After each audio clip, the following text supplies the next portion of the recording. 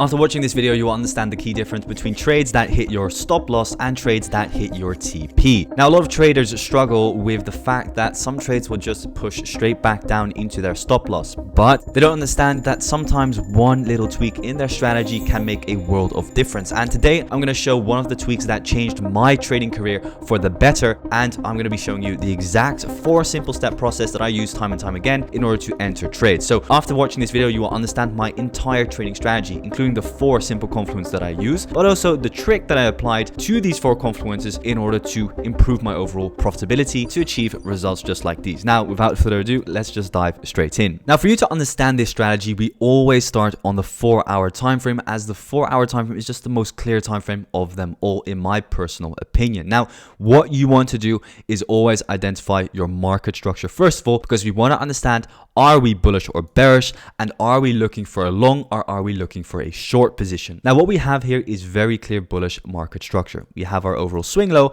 and we have our overall swing high. And what I personally like doing is drawing in a horizontal line just to mark out those overall swings. Now, this is very importantly our very first piece of confluence, market structure. Now, once we've identified the overall market structure, we can then dive into the second piece of confluence, which is liquidity. Now, in order for you to understand how we identify liquidity, we simply look at the overall impulse in towards the highs. And within that overall impulse, that is where you want to identify liquidity, because we want to identify liquidity in the impulsive phase, not in the overall pullback phase. So how we identify liquidity is by going into the overall impulsive phase, which I've marked out here in green, and looking for so-called bumps in the road. And bumps in the road are nothing more than small minor pullbacks within the overall impulse in towards the highs. And as we can see here, pretty much those overall bumps in the road are just these little areas where we have these bearish candlesticks. Now, what I like to personally do is always draw a line on the overall low. And as you can see, pretty much always when we get into one of those bearish candlesticks, you will see somewhat of a bullish reaction, as we can see over here.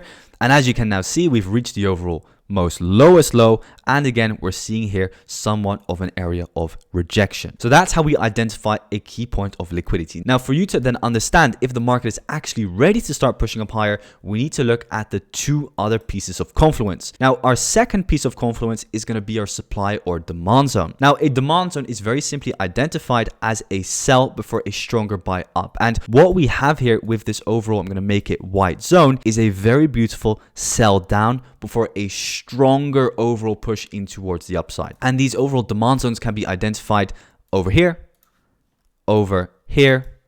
and indeed over here as well on this overall imbalance candle. However, what do I personally like doing? Because as we can see, we're now stuck with 4 demand zones. I like removing the demand zones until we can see that it aligns with an overall point of liquidity. Now, what do I mean by that? When we, for example, have an area of demand, you want there to be a liquidity low positioned right above it. For example, on this highest area of demand, there's no liquidity low in the overall impulse positioned right above it. Therefore, this demand zone is irrelevant for myself, and I will simply remove it and only focus on, for example, this demand zone over here. Now, for example, when the market retraced into this demand zone, we didn't see any bullish price action except for, let's say, 1 or 2 bullish candlesticks. Therefore, it was irrelevant at the time as well, but more on that later. Now, looking at the current overall area of demand that we have over here, we can clearly see that 1, we have a liquidity low positioned right above it. And this is actually part 1 of understanding why this is a very strong area of demand from where I'm looking to go long. Because part 2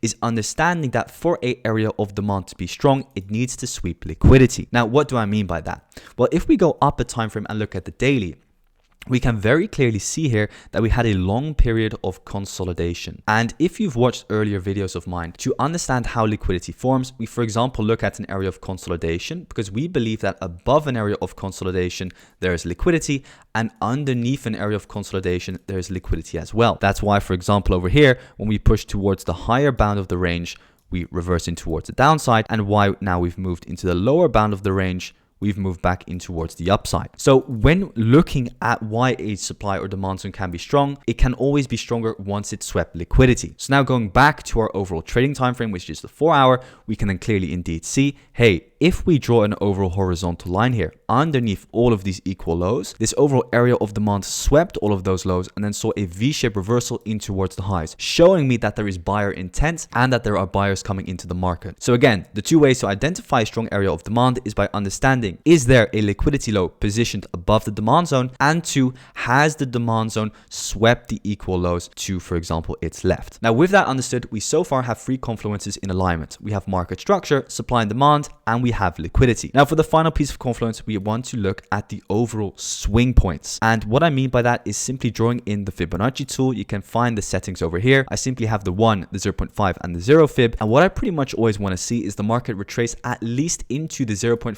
Fibonacci retracement level, also known as discount pricing. And from discount pricing, I'm pretty much just happy to look for new potential buy positions. Now, with that fact that the market is now retraced into discount pricing, hit that demand zone, taken liquidity. Now, when the market has retraced into a final point of liquidity, meaning the lowest point of liquidity, and it has retraced into an area of demand, you can be very extremely aggressive with your overall entries, setting pretty much just a buy limit on the overall liquidity low, targeting a higher high. However, if you still want more confluence because you're a little bit more of a conservative trader, go down a time frame and look at the 1 hour. Now, this is where again we're going to be waiting for a new area of supply demand to be created in the form of a market structure shift by looking at so-called fractal structure. Now, fractal structure is nothing more than looking at the market structure of the individual candlestick, and that is shown, for example, here where we see a push down, pull back up, a push back down. And now what we're simply waiting for is, after taking liquidity and tapping into that demand zone, we're going to be looking for confirmation that there is actually liquidity and demand. And we do that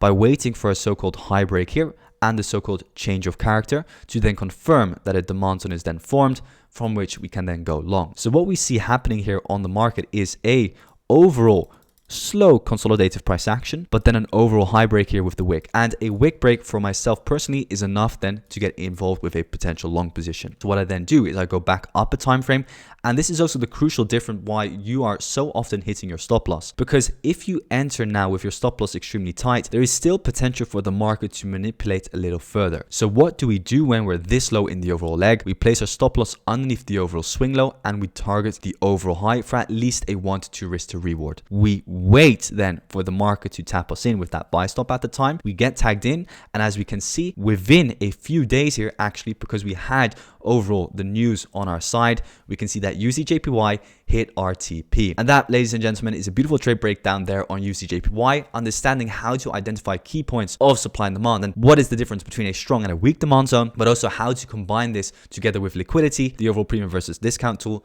and simple market structure. Now, if you enjoyed this video, make sure to let me know in the comment section down below. Don't forget to leave a like and subscribe to the channel, and I'll see you in the next one.